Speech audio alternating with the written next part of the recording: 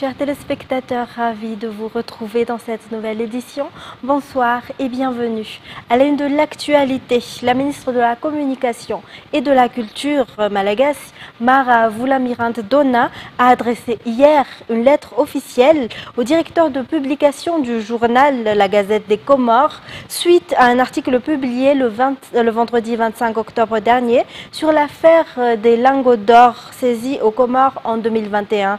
Selon les législations en vigueur régissant la liberté de presse, le gouvernement malagasy exige la publication d'un démenti et de considérer la publication du droit de réponse de la personne concernée. Le point avec Miarvoulet Sfiran.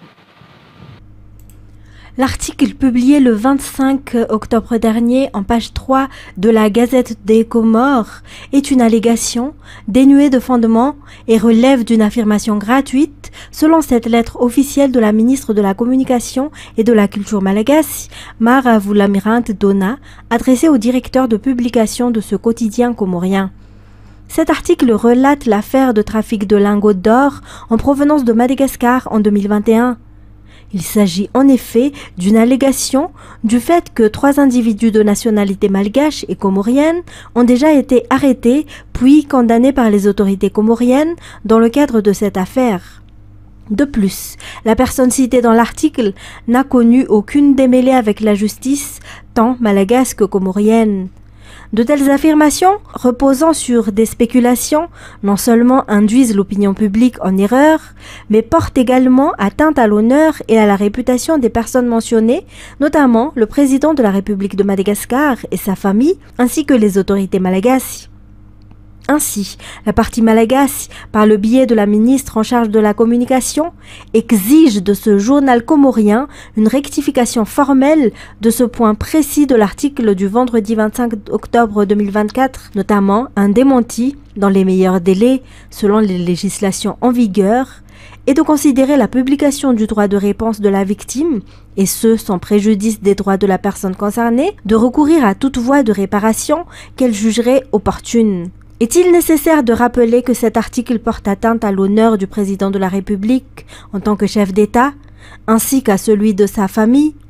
Mais cela ternit surtout l'image de Madagascar, selon cette missive. C'est pour cette raison que le ministère de la Communication et de la Culture intervient et s'est tourné via une lettre officielle vers la Gazette des Comores, auteur de l'allégation, et cela en conformité avec les procédures et la législation régissant le journalisme et le droit de réponse pour rectification d'articles de presse. Il convient de noter que la victime a apporté des précisions sur cette affaire en affirmant qu'il n'a aucun lien de près ou de loin. Je rejette catégoriquement ces informations infondées et non vérifiées qui portent grave atteinte à mon honneur et à celui de ma famille, a-t-il déclaré, tout en poursuivant que sa famille est et a toujours été respectueuse des lois et des valeurs de notre pays, la République de Madagascar.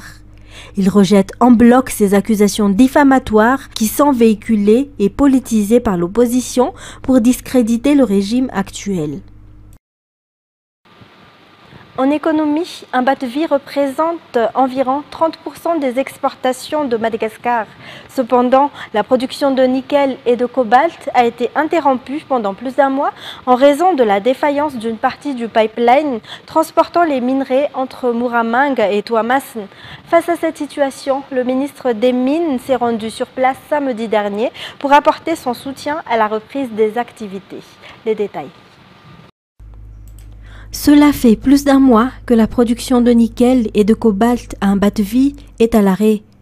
La défaillance d'une section du pipeline transportant les minerais provenant des sites d'extraction à Muramang en direction de l'usine de Tuamasin est la principale cause de cette interruption, explique Serge Indjianev-Raveln, vice-président en charge de la gestion d'un bateau-vie. Le gouvernement n'est pas resté les bras croisés face à cette situation. Un bateau-vie joue un rôle clé dans l'économie du pays et il est impératif de résoudre ce problème le plus rapidement possible, selon le ministre Akutmalala Ernjane Olivier. Lors de sa visite sur le site, il a été constaté qu'aucune activité n'était en cours et que les responsables étaient encore en train de mettre en place les mesures nécessaires pour relancer les opérations.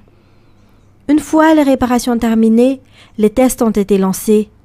Ce samedi après-midi, les minerais en provenance de Muramang ont été expédiés vers Tuamasen pour commencer le processus de traitement. La reprise des activités d'Ambatvi contribue également au bien-être des communautés locales, avec une attention particulière portée sur l'environnement. Cela a été salué par le ministre. Les minerais sont arrivés hier à Tuamasen et Ambatvi va entamer une reprise progressive de la production de cobalt et de nickel. Il convient de rappeler que plusieurs entreprises internationales productrices de nickel et de cobalt ont dû fermer en raison de la chute des prix du nickel. Ambatvi, quant à elle, a choisi de poursuivre sa production.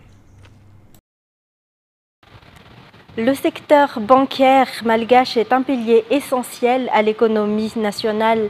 Face aux défis économiques et financiers, la Commission de supervision bancaire et financière CSBF met en place des mesures visant à garantir la solidarité et la rentabilité des établissements bancaires tout en protégeant les consommateurs et en favorisant l'inclusion financière. Fin de scène, Mireille. Avec 93% des actifs financiers du pays, le secteur bancaire malgache joue un rôle prépondérant dans le domaine de l'économie. Cependant, l'accès aux services bancaires demeure limité avec un taux de bancarisation de seulement 18% en 2017. Pour pallier cette situation, la CSBF adopte une approche proactive en matière d'inclusion financière, notamment en réglementant les institutions de microfinance, qui desservent 2,4 millions de clients à travers Madagascar. Le paysage bancaire, dominé par 4 grandes institutions, est soutenu par un cadre de réglementation prudentielle solide. En 2023, le ratio de solvabilité moyen s'est élevé à 12,4%, tandis que la rentabilité mesurée par le retour sur fonds propres atteignait 34,9%. Ces chiffres témoignent de la robustesse générale du secteur. La CSBF surveille également de près les risques de crédit et de change, ainsi que les déséquilibres financiers potentiels pouvant mener à des crises systémiques. En cas de non-conformité, la CSBF n'hésite pas à imposer des sanctions allant de l'avertissement au retrait d'agrément, en passant par des amendes. Des contrôles rigoureux sont effectués pour assurer une gouvernance responsable et le respect des normes, éléments cruciaux pour la stabilité du secteur. Grâce à ces actions, la CSBF joue un rôle clé en garantissant la stabilité financière de Madagascar, tout en équilibrant une régulation stricte avec la promotion de l'accès aux services financiers pour tous les Malgaches. En politique, les candidats Irmar qui se présentent aux élections du 11 décembre prochain dans le district d'Avaradjan sont prêts à y apporter le développement, ont-ils souligné ce jour lors de leur présentation officielle. Un reportage de Fin de Sena Mireille sur les images de Kevin Ravuniarson. La collaboration avec le gouvernement est essentielle pour accélérer le développement au sein des communes. C'est ce que soutiennent les 16 candidats issus de la plateforme Irmar qui se présentent aux élections communales dans le district d'Avaradjan. Ainsi, le candidat de la commune de Sabutsnameana déclare être prêt à agir rapidement pour répondre aux besoins urgents des habitants.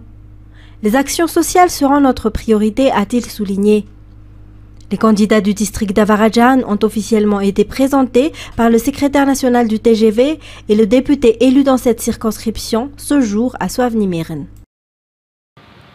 Et puis en social, le nombre d'enfants accueillis à la Kani Avukfaravouach est en hausse. Les enfants sont envoyés dans cet établissement par le tribunal à travers des décisions liées à des affaires de protection ou des situations préoccupantes. Le centre éduque les enfants en vue de leur réintégration au sein de la communauté. Sai Sylvain, Indiana Martina et Sech Indianab. Au cœur du dernier trimestre, 5 enfants ont été confiés par le tribunal à la Kanyavuk à Faravouach. Ces enfants se retrouvent ici en raison des problèmes sociaux, de possibles violations de la loi ou du fait qu'ils n'ont plus de famille. La Kanyavuk met en place une prise en charge axée sur l'éducation et la réintégration des enfants au sein de la société. C'est également un lieu où les enfants peuvent se nourrir et dormir. Actuellement, ils sont au nombre de 83. Hier, une association se trouvant à Tananarive a répondu à l'appel de la Cagne en apportant divers vêtements pour les enfants. Côté sport, le club MB2All se prépare activement pour la nouvelle saison 2025 avec l'objectif de récupérer son titre de champion de la catégorie féminine 1A. Lors du championnat national de Madagascar en 2024, le club a perdu ce titre qu'il avait conservé durant les 4 dernières années. La condition physique a été identifiée comme étant le point faible qui a entraîné cette contre-performance. Andeniana Martina, Sech Anjanab. Pour corriger ces lacunes, les dirigeants du club ont annoncé, lors de l'ouverture de la saison 2025, un renforcement des entraînements et des compétences techniques des joueuses. En plus de l'encadrement habituel, le MB2All intégrera 2 jeunes talents issus de l'équipe U16, championne de Madagascar, Sarbit et Océane, afin d'apporter la fraîcheur et un nouveau souffle à toute l'équipe. Le coach Tag Rakutunanar a confirmé que l'équipe poursuivra également son ambition de maintenir ses performances, non seulement en N1A, mais aussi dans toutes les catégories, notamment les U16 masculins et féminins. Depuis sa création il y a 15 ans, le MB2All s'est imposé comme l'un des clubs de basket les plus prestigieux de Madagascar. Avec 8 titres de champion N1A à son actif, dont 4 consécutifs avant 2024, le club a inscrit son nom parmi les références sportives du pays. Aujourd'hui, il compte plus de 700 joueurs, hommes et femmes, de la catégorie U10 à la N1A, renforçant ainsi sa mission de formation et de performance. Le club espère que cette saison marquera un nouveau chapitre glorieux, notamment à l'occasion de son 15e anniversaire.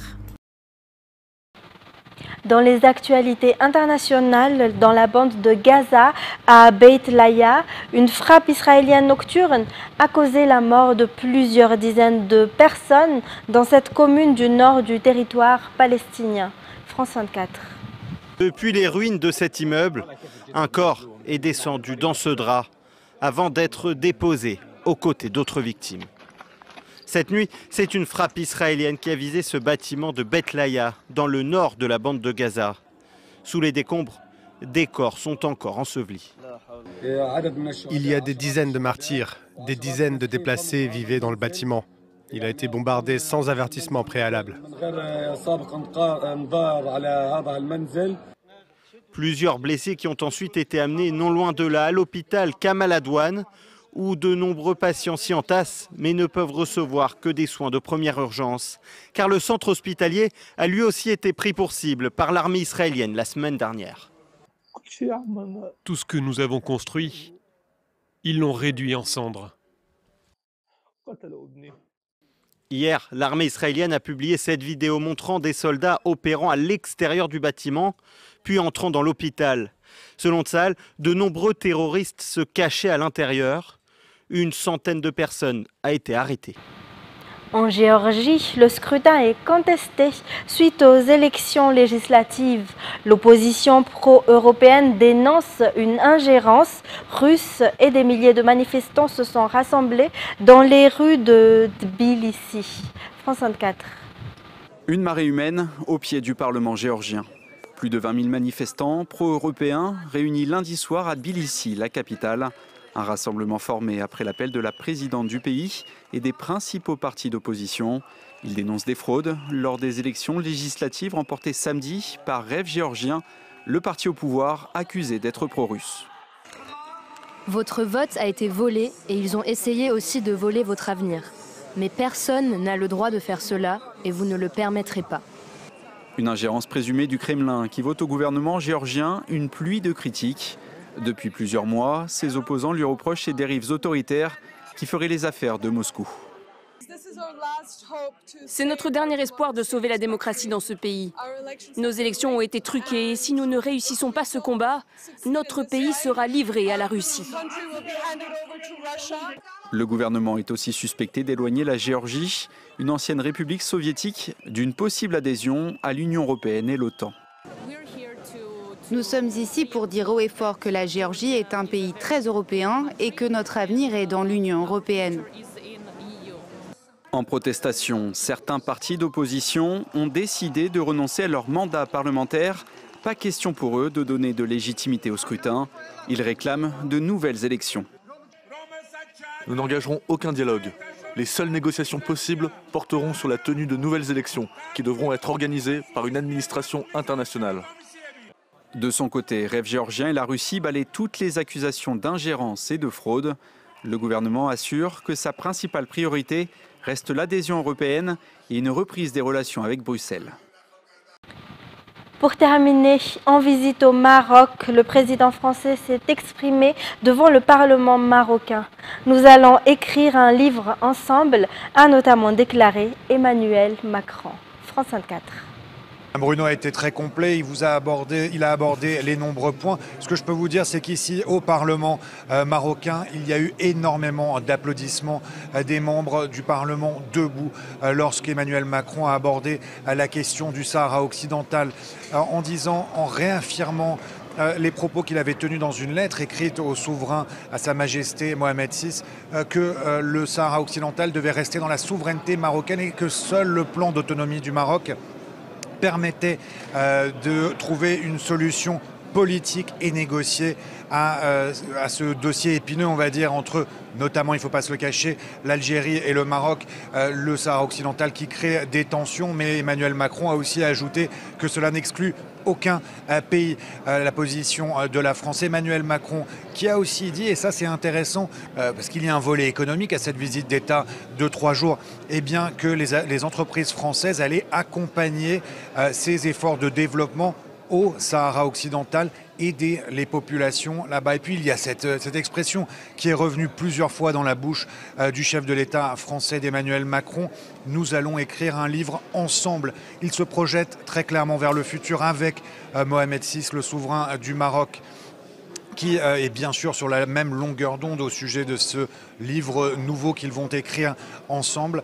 Emmanuel Macron, le président de la République, qui a aussi parlé de l'importance des liens qui unissent ces deux pays, le Maroc et la France. Et depuis de très très nombreuses années, le Maroc, clairement un partenaire privilégié de la France. Et puis pour finir, peut-être sur le point de l'immigration, parce que c'était un point très attendu, comme le disait Bruno tout à l'heure, c'était le point d'achoppement entre la France et le Maroc, un des principaux points de tension. Eh bien, dans les propos d'Emmanuel Macron, on a compris que lui et le roi du Maroc en avaient peut-être parlé, en tout cas étaient sur la même longueur d'onde, et qu'il fallait combattre l'immigration illégale, que les deux pays allaient travailler ensemble sur le sujet, car l'immigration illégale, le trafic d'êtres humains, ne profite à aucun des deux pays. Ainsi se termine cette édition. Mesdames et messieurs, merci à vous de l'avoir suivi. Tout de suite après l'émission Nizouk, présentée par Céline Ranirlant. Quant à moi, je vous souhaite de passer une excellente soirée en notre compagnie. Au revoir.